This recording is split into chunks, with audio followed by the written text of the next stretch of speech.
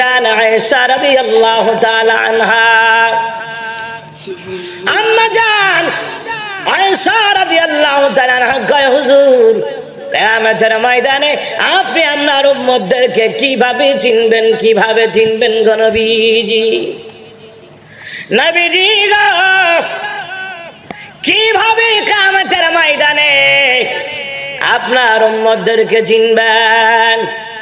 নবী আমার দেখে বলেন, আয়েশা রে, একটা মাঠের মধ্যে যদি একটা কতগুলা ঘোড়া ছেড়ে দেওয়া হয়, লক্ষ লক্ষ ঘোড়া রে আয়েশা, এমন লক্ষ লক্ষ ঘোড়া, মনে করো একটা ঘোড়া আছে আমার, ওই ঘোড়াটা হলো চানক পাইলা।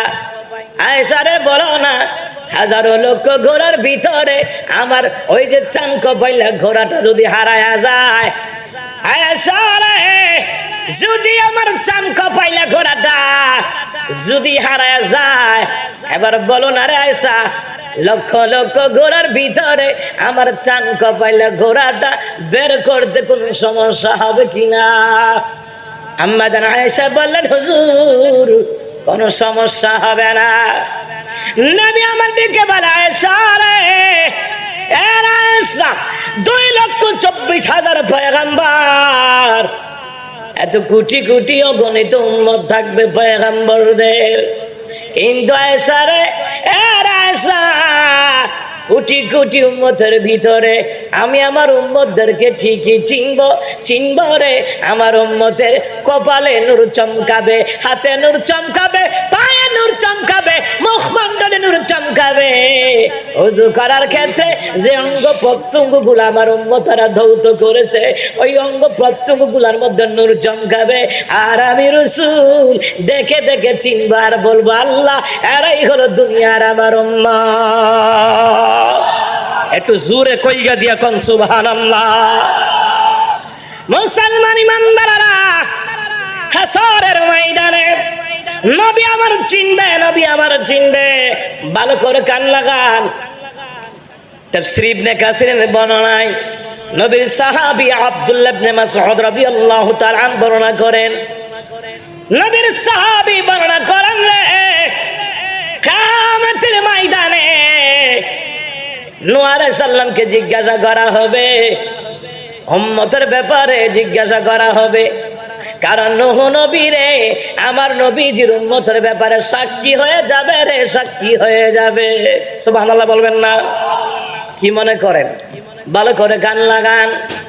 মুসলমান ইমানদাররা নূহ নবীকে জিজ্ঞেস করবেন, নূহ রে, তোমার উম্মতের কাছে কি দাওয়াত দিয়েছিলা? তিনি বলবেন, কালা নাআম ইয়া রাব্বাল আলামিন, দাওয়াত দিয়েছিলাম কালিমার দাওয়াত। সুবহানাল্লাহ কও।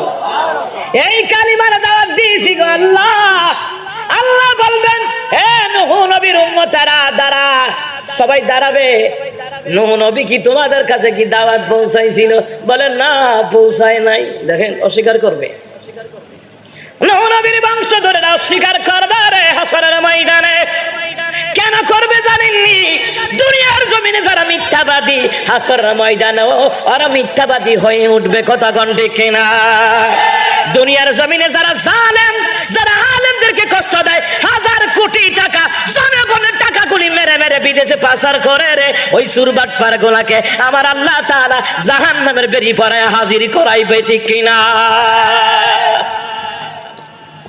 আল্লাহ বলবে, নূহ রে, তোমার বংশের লোকদেরকে জিগাইলাম, তোমার রাষ্ট্রের লোকদেরকে জিজ্ঞাসা করলাম, তুমি দাওয়াত দিছো কিনা? এরা কই তুমি নাকি দাওয়াত দাও নাই। নূহ রে, তোমার কোনো সাক্ষী আসেনি। নূহ নবী বলবে, আল্লাহ, আমার পক্ষে কোনো সাক্ষী নাই, সাক্ষী নাই রে আল্লাহ, সাক্ষী নাই।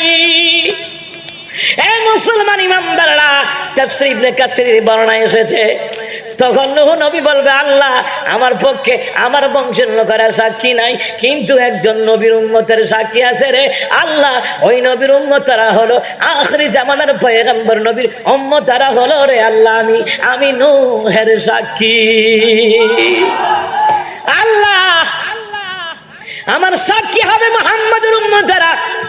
তখন আমরা যারা এখানে আছি, গোটা দুনিয়ার জমিনে যারা আল্লাহওয়ালা, নবীওয়ালা, কোরআনওয়ালা, যারা ইসলামের জন্য মারে খাইছে, কোরআনের জন্য মারে খাইছে, কোরআনের জন্য জেলখানায় গেছে।